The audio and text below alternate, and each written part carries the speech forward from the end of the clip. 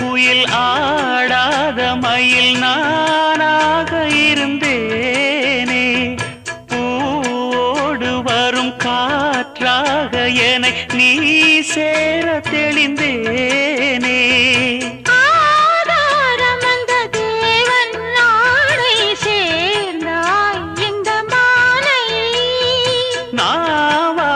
ருசித்தேனே தேனை தேர்ந்தேன் இன்று நானே.